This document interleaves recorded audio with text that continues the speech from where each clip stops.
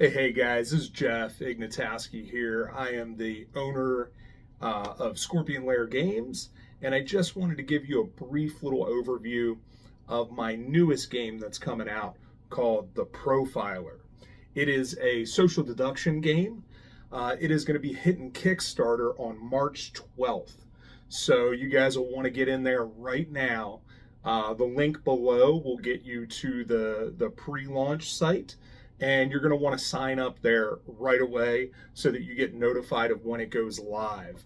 But just like a lot of other social deduction games, the Profiler gets played in a day and a night phase. Now this game, unlike a lot of other social deduction games, is very, very much based in true crime.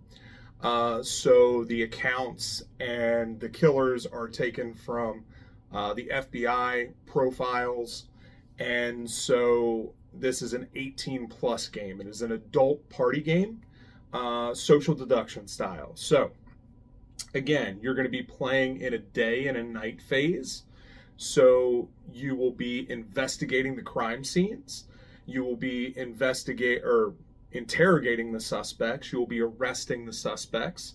You will play as the townsfolk, and you have 60 minutes to figure out who the killer is in your party and what kind of killer they are to win the game.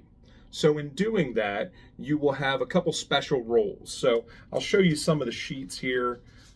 This is the special role sheet for the townsfolk. On the other side is the role sheet for the killers. So there are 6 types of killers in this game. You could be a lust killer, a visionary killer, a mission-oriented killer, a thrill killer, a comfort killer, or a power and control killer. Now, those are the different profiles that the townsfolk will have to figure out to win the game. So, you may be one of these killers and you may be able to throw them off the scent, right? You may also have 1 or 2 henchmen helping you out, and you might also have a bad cop in the game that may be able to help you out, and they can only win if you win. Now on the townsfolk side, you have regular townsfolk that are playing the game. You also have an FBI agent that will be in every single game. That is the one element. You will have townsfolk, you have an FBI agent, and you will have a killer in every single game. Anywhere between 6 to 15 people playing, right? You may also have a medical examiner, a forensic biologist, or a good cop that may be able to help you out. So those are all the roles. Now, the FBI agent will be able to look through the full case file, which I'm going to show you here in just a second. The medical examiner will be able to read through the medical examiner reports, and the forensic biologist will be able to look at the lab report every night.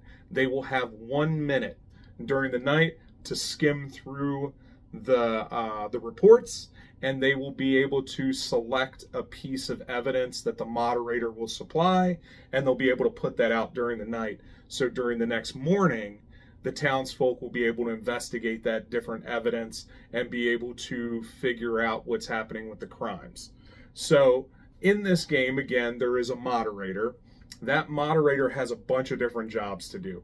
One of them is giving a brief synopsis of each crime scene before the FBI agent, medical examiner, or biologist get to look at the reports. There will be a little bit of information given out to all of the townspeople. That way they can start their investigation. One of the things that I love about this game is that on night 1, you will start at a crime scene, investigating that crime scene. That is different from every other social deduction game I've ever played.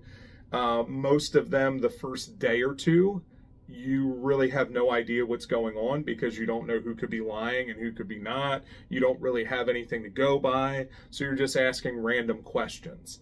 Well, I wanted to change that in this game. I wanted the game to start out at an active crime scene so people were immediately investigating those crimes. So one of the things that you will get that will help you investigate the crimes is there is a blood spatter analysis guide that goes with this game.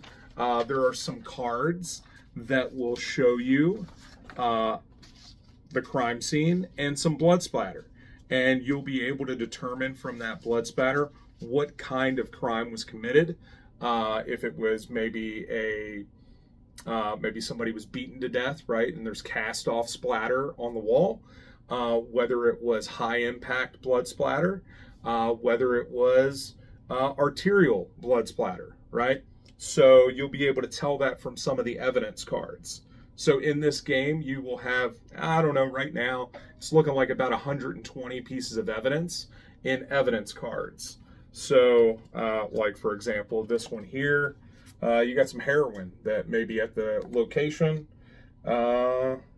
It might be a possible suicide, right?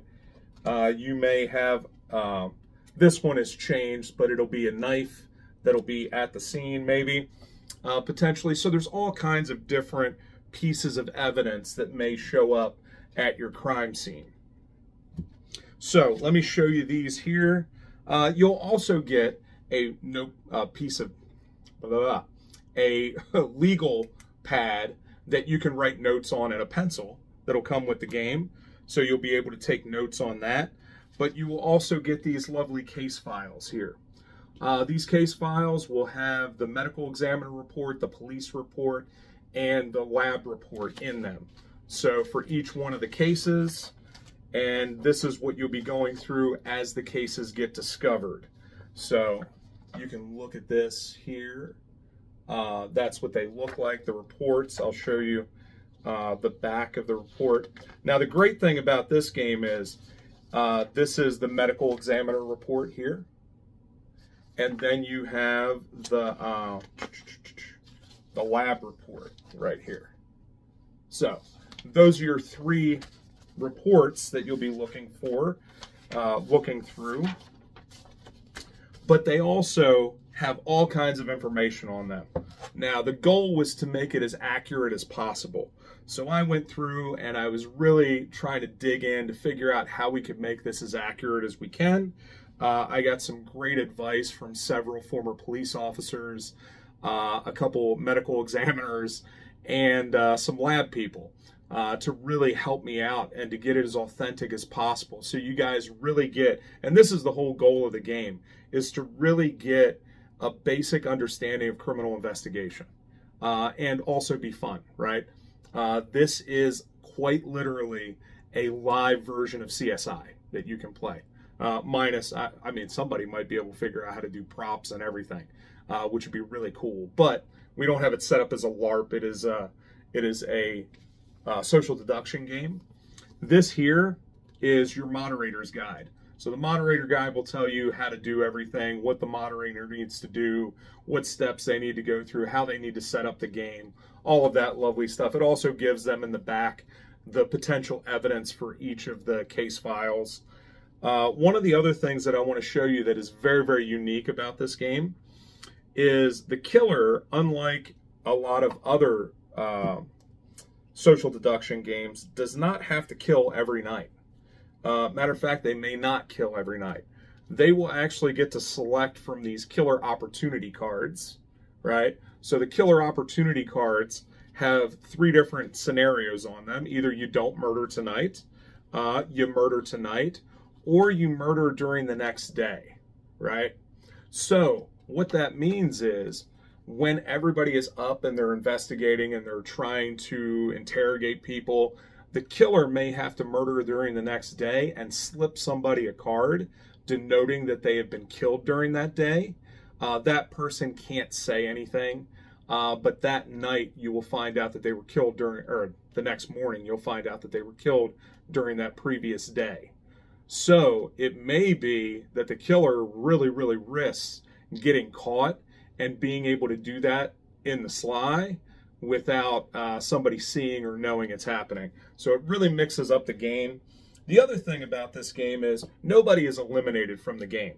So you may get killed by the killer, but you will get one piece of evidence from the suspect pile here. Those are black, and it has direct evidence to who the killer is. Now the moderator will select that depending on who the killer is in the game. And so that person will get one crucial piece of evidence, and they will be able to play that at any time during the game, during the rest of the game. So they can help out their fellow townsfolk.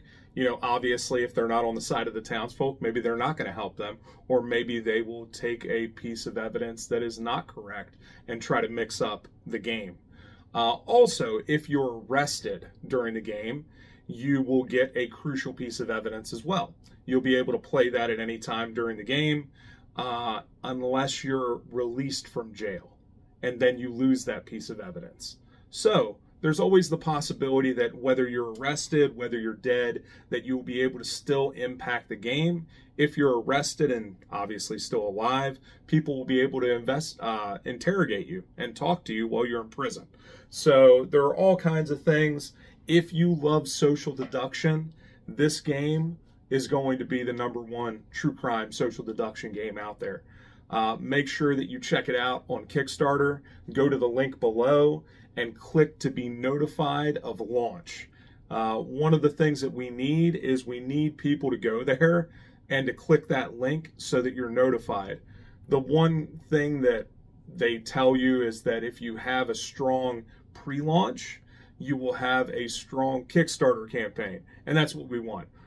We need about $6,000 to get this project into mass production, so that is what we're striving for. So we're doing everything we can to get that done. We need your support to make it happen. Thank you guys so much for continuing to go on this journey with us as we, in Scorpion Lair Games, continue to be your dark underbelly of gaming. Talk to you soon. This looks like the top for me, so everybody just follow me, 'cause we need a little controversy, 'cause I feel so empty without me. I said